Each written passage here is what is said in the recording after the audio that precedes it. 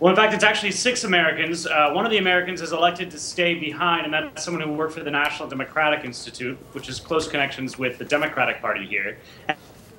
And it's not really clear exactly why these people were released. There was a motion that was submitted by the defense prosecutors on Sunday when the trial opened to have the travel ban lifted. Of course, from a United States perspective, lifting the travel ban is tantamount to ending the trial because it seems as though not having these people here in the country is going to rapidly accelerate any moves to have the charges thrown out. Though at the same time, the defendants did commit to returning on April 26th to appear when the trial adjourns in April. And you know, Matt, exactly what were, did we ever really determine exactly what they were being charged with, exactly what they were accused of, and whether in fact they violated any of these laws? Yes, it's quite clear that laws were violated, but it's not exactly clear whether or not it was the responsibility of these foreign organizations. Now, the two laws that they're accused of violating are running unregistered NGOs, non-governmental organizations that have not been registered with the Egyptian government, and in receiving foreign funds illicitly or without government approval. Now, both of those charges, if they're convicted, they could face a financial penalty and up to 5 years in jail. But it's not quite clear whether or not they really should bear the full responsibility, because according to Egyptian law, if the Egyptian government doesn't take the initiative and approve these organizations within 60 days of their first registration, then they are de facto registered with the Egyptian government. So it's very confusing because these organizations have been applying for official credentials for about 6 years. So, Matt, given the confusion, then, what does this mean for the future of NGOs in Egypt? Well, that is very difficult because alongside these rather minor charges against these NGOs, the Egyptian government has been making very bold statements about the activities that they've been doing here.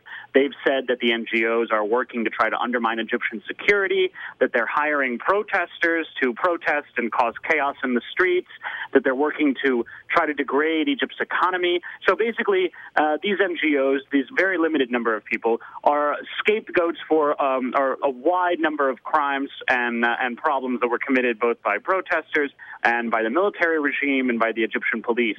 So there's a lot that the Egyptian government is putting on these NGOs' shoulders, and all of this talk is not going to make for a very welcoming attitude if the NGOs try to return. And what about diplomatic relations between the United States and the Egyptian government? Does this whole episode have any spillover effect? Absolutely. This is going to haunt diplomatic relations for quite a while. The strongest relationship between Egypt and the United States exists on a military-to-military basis because the United States gives Egypt $1.3 billion a year in military aid and has done since 1987. And that's tied in unofficially with the Egyptian-Israeli peace treaty. That money girds the stability and the peaceful relationship between Egypt and Israel and has done so for several decades.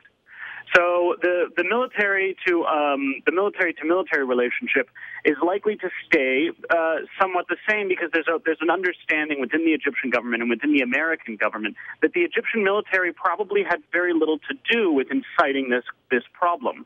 They didn't do much to stop it, it seems, until recently, but they weren't the ones who sparked it, and certainly didn't want to see it come to fruition or see these Americans put in jail for a long time.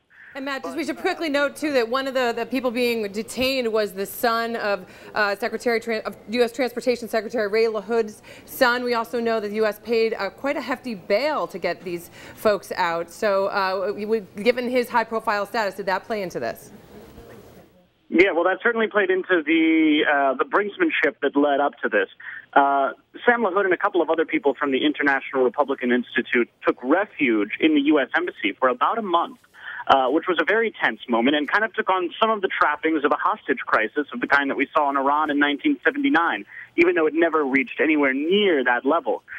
So when the United States government accepted these people into the United States Embassy here in Cairo, it really raised the stakes for a lot of people. Even though there wasn't an immediate threat to Ray LaHood, to Sam LaHood, his son, or to any of the NGO workers, None of them were put under arrest, and even the Egyptian NGO workers were detained. When they went into the embassy and stayed there, it became very much a game of brinksmanship and diplomatic difficulty that really drove a wedge between the two countries and escalated this crisis to a large extent.